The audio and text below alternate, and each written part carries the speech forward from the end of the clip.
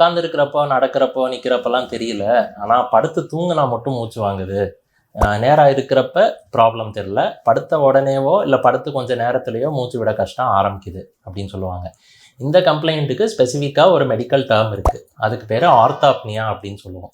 அதாவது படுத்து இருக்கிற நேரங்களில் மட்டும் மூச்சு விட சிரமம் வரும். இதுக்கு நிறைய காரணங்கள் இருக்குது. பொதுவாக என்ன நுரையீரல் ப்ராப்ளம்னாலும் ஒரு சில ஹார்ட் கண்டிஷன்ஸில், ஒரு சில உணவு குழாய் ரிலேட்டட் கண்டிஷன்ஸ்லேயும் இந்த மாதிரி வரலாம்.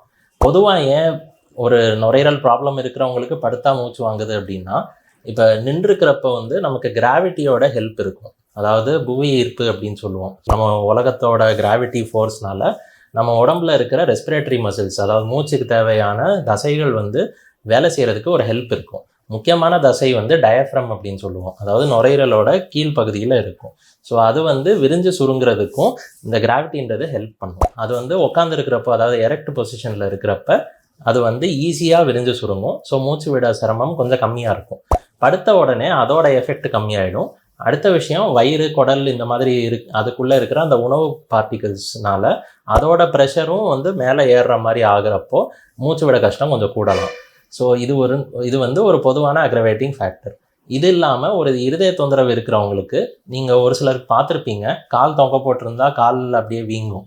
ஸோ அதை வந்து பீடல் எடிமா அப்படின்னு சொல்லுவோம். இது வந்து எதனால அப்படின்னா, அகெயின் கிராவிட்டினால ரத்த குழாய்கள்லேருந்து நீர் வந்து தேர்ட் ஸ்பேஸ் அப்படின்னு சொல்லுவோம், தசைகளுக்கு நடுவில் போயிட்டு சேரும். ஸோ அதனால வீக்கம்ன்றது உண்டாகும். இதே வந்து படுத்திருக்கிறப்ப எப்படி ஆகும்?